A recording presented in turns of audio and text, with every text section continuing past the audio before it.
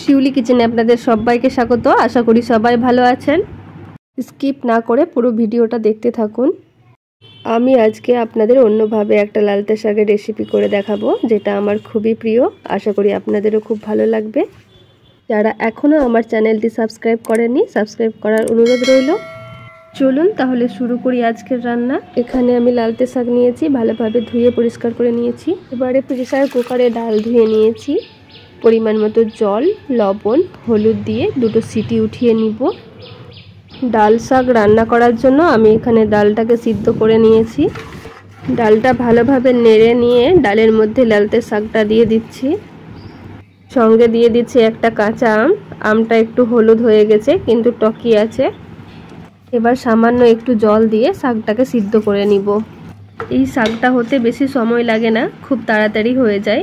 শাকের কালারটা যাতে খুব সুন্দর থাকে এই জন্য ডালটাকে আগে থেকে সিদ্ধ করে নিয়েছি। খুবই সহজ একটি রান্না, খুব তাড়াতাড়ি হয়ে যায় আর খেতেও কিন্তু অসাধারণ। বিশেষ করে যারা শাক খেতে ভালোবাসেন তাদের কাছে এটা কিন্তু একটা খুবই পছন্দের খাবার। এইভাবে আম ডাল দিয়ে লালতে শাক একবার আমার মতো করে বানিয়ে খেয়ে দেখবেন, আশা করছি ভালো লাগবে।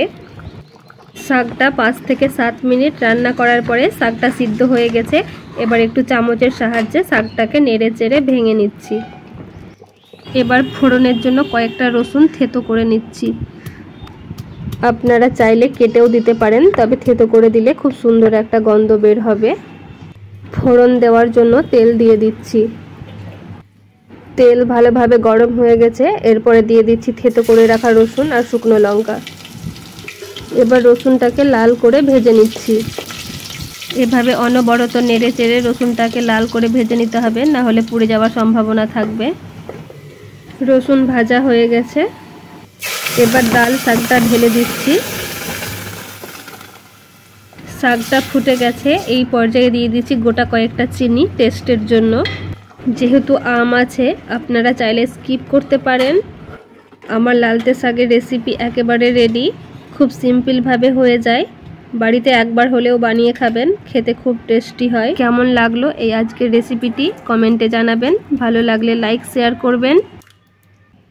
যারা নতুন দেখছেন চ্যানেলটাকে সাবস্ক্রাইব করে অল বাটন প্রেস করে দেবেন, যাতে করে আমি যখন পরবর্তী কোনো ভিডিও আপলোড করব তখন নোটিফিকেশনের মাধ্যমে আপনি সবার আগে পাবেন। সবাই ভালো থাকুন, সুস্থ থাকুন। পুরো ভিডিওটা দেখার জন্য ধন্যবাদ।